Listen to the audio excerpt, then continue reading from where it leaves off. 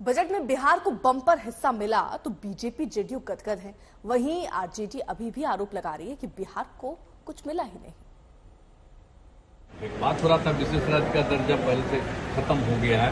हम लोगों ने ही कह दिया कि विशेष राज्य का दर्जा दीजिए या विशेष अधिकार के लिए मदद दीजिए। यहाँ के लिए जो जरूरत है बिहार के लिए, क्योंकि बिहार को भी आगे बढ़ना है। तो बहुत कुछ किया है, आप जानते ही कैसे बुरा हाल था बजट का। जब हम लोग 5 से शुरू किए हैं, नवंबर 5 में, तो जो इतना काम करते हुए अब जहाँ देखिए ना कितना जगह पर जाने का रास्ता बना है। विशेष राज्य का दर्जा जी कह रहे थे, और अगर विशेष राज्य का दर्जा बहुत लोगों का था कि पहले से बंद कर दिया गया है इसलिए, तो उसके चलते एक सहायता के लिए बिहार के विकास के लिए मदद होना चाहिए। जी मदद होना चाहिए बिहार को जी, तो वो तो करना शुरू कर दिया है। बिहार को 26,000 करोड़ दिया गया है।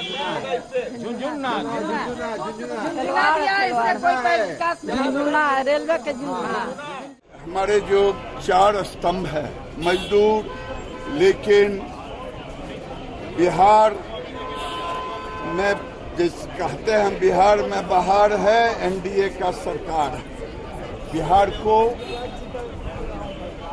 बिहार को सुपर पैकेज के रूप में दिया गया। विशेष पैकेज विशेष राज्य के लिए भीख मत मांगिए, आप मंत्रिमंडल से हट जाइए। 26,000 करोड़ अभी एक्सप्रेस वे के लिए भैया, एक तो पटना पूर्णिया ही तो आप देखिए, आप एक एक्सप्रेस वे और जगह आप क्या दे रहे हैं?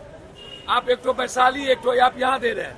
तो भैया आप विशेष राज्य की बात करिए ना, और आप विशेष पैकेज की बात करिए ना। एक केंद्रीय विश्वविद्यालय नहीं और एक भी कुछ नहीं, तो आप सवाल उठता है कि आप समर्थन वापस मत लीजिए, लेकिन मंत्रिमंडल से हट जाइए।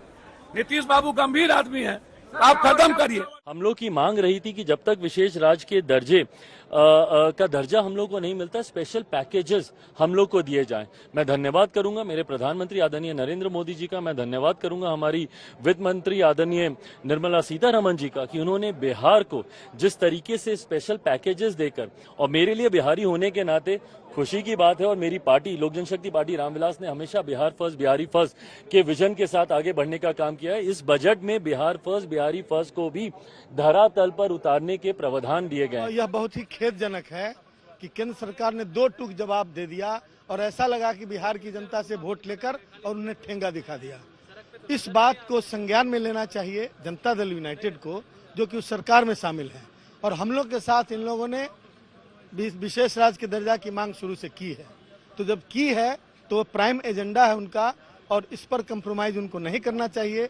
बिहार की जनता के हित में, बिहार के हित में उनको स्टैंड लेना चाहिए, रिजाइन करना चाहिए। हम लोग उनके साथ रहेंगे। और इस पर मीसा भारती क्या कह रही हैं, वो भी सुनिए। बजट को लेकर आज विपक्ष ने धरना प्रदर्शन भी किया बिहार को, लेकिन स्पेशल पैकेज जरूर मिला है। क्या ये धरना प्रदर्शन आप लोगों का लगातार जारी रहेगा? बिहार को किस रूप में स्पेशल पैकेज मिला है? अगर आप मेरी मैथ इतनी अच्छी नहीं है, अगर देखा जाए तो बिहार का खुद का अपना बजट 2,50,000 करोड़ के तकरीबन होता है। मुझे एग्जैक्ट उसकी भी फिगर नहीं पता है, और इसमें मिला क्या है? अगर देखा जाए तो 50,000। इससे क्या होना है? बिहार की जो मांग रही है, बिहार की जनता की जो मांग रही है, प्रधानमंत्री जी भी चुनावी भाषण में जाके जब बिहार जाते हैं इसकी चर्चा करके आते हैं कि विशेष राज्य का दर्जा दिया जाएगा, स्पेशल पैकेज दिया जाएगा।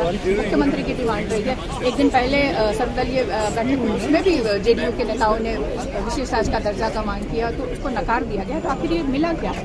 कहीं ना कहीं मुझे लगता है कि ये प्रधानमंत्री जी कुछ समय के लिए शांत अपनी कुर्सी बचाने के लिए इस तरह का बजट में बिहार को, और उस जो योजनाएं उसमें लाई गई है बजट के अंदर बिहार के, तो आखिर उसका समय सीमा निर्धारित है। अगर वो 10 साल बाद मिलेगा तो उसका कोई मतलब ही नहीं है, कोई मायने नहीं है, कोई मतलब। आपको लगता है स्पेशल स्टेटस की जो मांग है वो कहीं ना कहीं डाई डाउन हो गई है, जिससे आप स्पेशल पैकेज जो मिल जाए?